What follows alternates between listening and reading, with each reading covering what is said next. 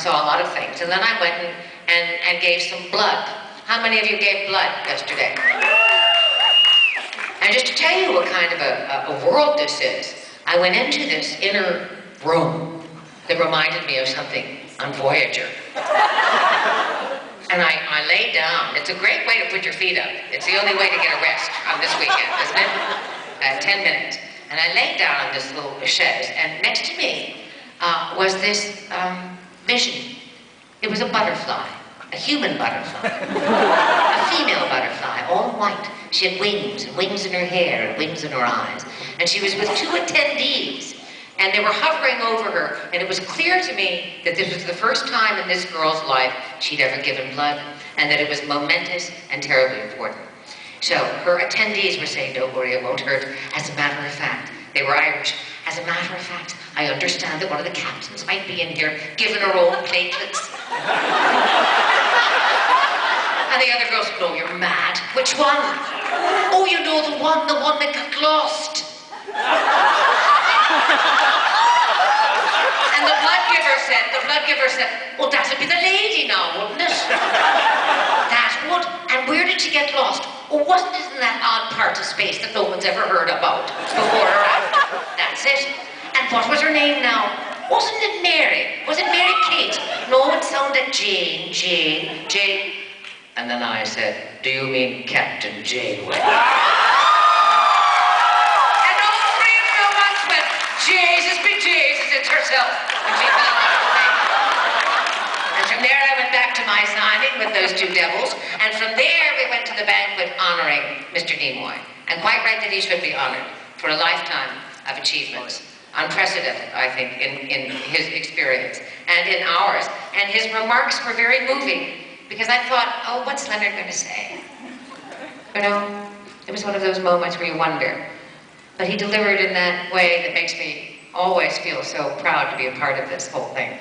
He said, you know, of all the things in my life, having this relationship with Star Trek, with the vision of the future, with Roddenberry's vision, and my capacity to reach the world has not only enabled me to be a better person, but it has ennobled me to be the person that I am. And I just thought, that's exactly it. That's exactly right. That's how I feel. I was asked yesterday how I felt about being Janeway. And there are no words to properly articulate the journey. It's an extraordinary privilege.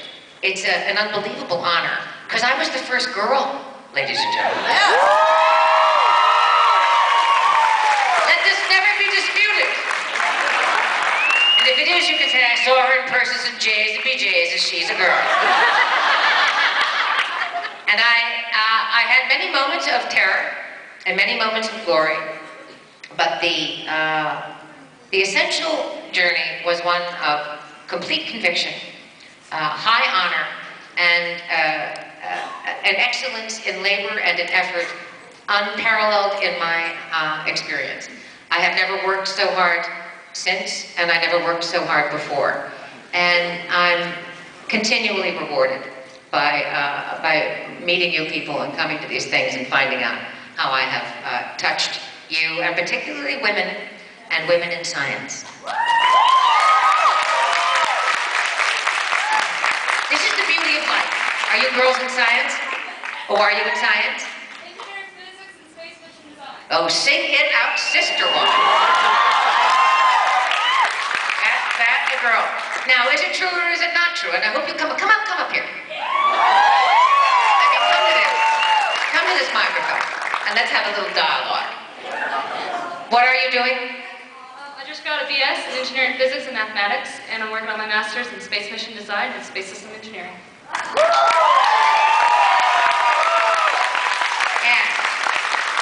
are your parents in this field? No, they're farmers. They're farmers. I grew up watching Star Trek, and How extraordinary. very motivated by Where were you raised, honey? Green Acres, Washington, outside of Spokane. Very good. And what are you going to do with it? That's a big science community. And what are you going to do with this? We are going to Mars, and I'm taking us there. Turn around and face it. And she's a beauty to boot. So I want to ask you a question. And you'll answer. Because you're the real thing.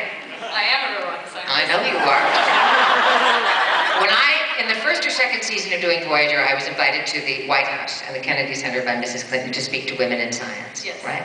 These women were culled from all over the world as experts in their respective fields. I couldn't possibly enumerate them for you. You know better, far better than I. But very advanced, right? And I was to speak to them from my vaunted position as Captain Janeway, the great scientist. And you know, you lose yourself sometimes, because I was writing the speech out on the plane, and I thought, well, of course I can talk to them. I'm a scientist. And when I got in front of them, I thought, I just threw it away, looking at them and understanding that what had happened, what had really happened culturally in this moment, was that these women of superior intelligence and great promise had chosen me from a pool, I guess, of candidates to speak, because they assumed and concluded, and rightly too, ladies and gentlemen, that if Paramount Pictures and UPN had the balls and the prescience and the foresight to put a lady in this seat, then indeed it was making way for women like you. Do you believe that this is true? I do. And what is this? What is this alchemy that happens between popular culture, which is television, and science, which is you? What happens in this transaction? I think that the popular culture, like for us, my generation is watching Star Trek. For Von Braun, it was Jules Verne. But what it is something that is able to take what is inside of us, the yearning for knowledge, an unquenchable thirst to know what is out there and to explore. And it's to take that yearning that is inside of us and give us a platform and a way to discover how to use it. And so for me, I discovered space because I like Star Trek. And I realized I can have this yearning, I can explore and do this because of space. Now look, you brought me to tears.